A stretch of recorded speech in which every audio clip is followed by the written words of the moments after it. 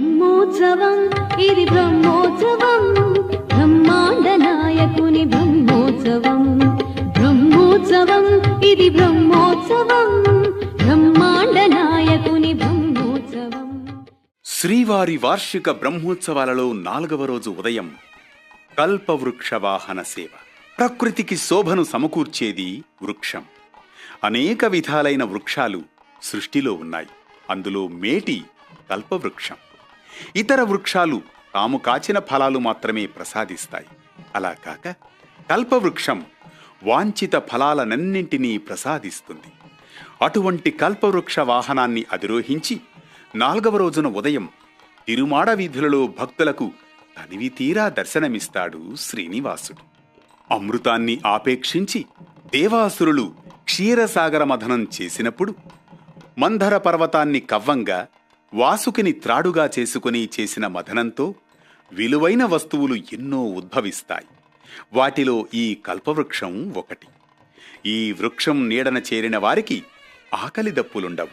అంతేకాదు, పూర్వజన్మ స్మరణ కూడా కలుగుతుంది. కోరిన వరాలనిచ్చే కల్పవృక్షం కన్నా భక్తులు కోరకపోయినా వారి స్థితిని ఎరిగి ఫలాలను ప్రసాదించే ఉదార స్వరూపుడైన ఘనుడిగా స్వామివారు కీర్తి వహించారు. కల్పవృక్షాదులు అన్నవస్త్రాలు మాత్రమే ప్రసాదిస్తాయి కాని మోక్షాన్ని, ఆ స్వర్గాన్ని ప్రసాదించవు కదా.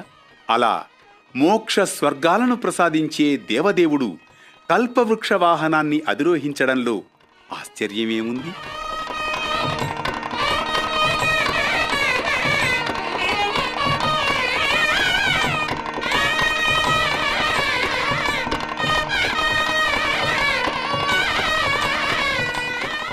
బ్రహ్మోత్సవాలలో 4వ రోజున రాత్రి సర్వభూపాల వాహనంపై భక్తులను స్వామివారు శ్రీదేవి భూదేవి సమేతంగా కటాక్షిస్తారు. ఆదిదేవుడైన శ్రీహరి రాజాధిరాజు కావడంలో ఆశ్చర్యమేమున్నది?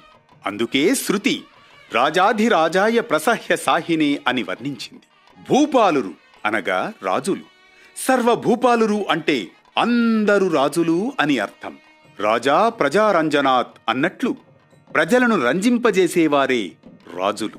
నా విష్ణు పృథివీపతి అని శాస్త్రం. విష్ణువంశ లేనివాడు రాజు కాజాలడు. అందుచేత రాజులందరూ అంతో ఇంతో భగవదంశ కలవారే. వారు అంశలైతే స్వామి అంశి. ఇక్కడ రాజులకు, రాజాధిరాజుకు అంశ అంశీభావం కుదిరింది. అందుకే సర్వభూపాలురు వాహన స్థానీయులై భగవంతుని తమ భుజ స్కంధాలపై నుంచుకొని విహరింపజేస్తున్నారు. ఈ సర్వభూపాలకులలో దిక్పాలకులు కూడా చేరుతారు. దిక్పాలకులు స్వామిని సేవించిన తీరు సంప్రదాయ పద్ధతిలో ప్రస్తావించబడింది. దిక్పాలకులందరూ స్వామిని సుప్రభాత వేళ సేవిస్తారని అಣ್ಣన్ స్వామి తెలియజేస్తున్నారు. భూపాలకులందరూ అధికార సంపన్నులే. ఆ అధికారం దుర్వినియోగం కాకుండా ఉండాలంటే వారు భగవత్ సేవాపరులు కావాలి. అందువల్ల ఓ రాజులారా, మీ భుజస్కంధాలపైన, మీ హృదయ కుహరంలోనూ త్రికరణాలలోనూ స్వామిని వహించండి. తద్వారా మీరు ధన్యులు కండి. మీ పాలనలోని ప్రజలను కూడా ధన్యులను చేయండి అనే భవ్యమైన సందేశం ఈ సర్వభూపాల వాహన సేవ నుండి గ్రహించవచ్చు. అలాంటి భూపాల వాహనాన్ని సేవిస్తే భక్తకోటికి కూడా తగిన రాజ్య సుఖ ప్రాప్తి తప్పక కలుగుతుంది. భూపాలురే వాహనాన్ని మోసినప్పుడు సామాన్య భక్తులు వాహనాలను మోయడంలో ఆశ్చర్యమేముంది?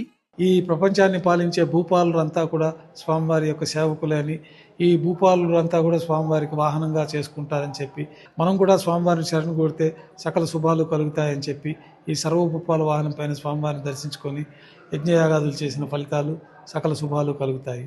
ఇదే తిరుమల శ్రీవారి బ్రహ్మోత్సవాలలో కల్పవృక్ష వాహనం, సర్వభూపాల వాహనాలలోని ఆంతర్యం, పరమార్థం. తిరుమల శ్రీవారి వార్షిక బ్రహ్మోత్సవాల విశిష్టతల కోసం కొనసాగుతూనే ఉండండి వేటు న్యూస్తో.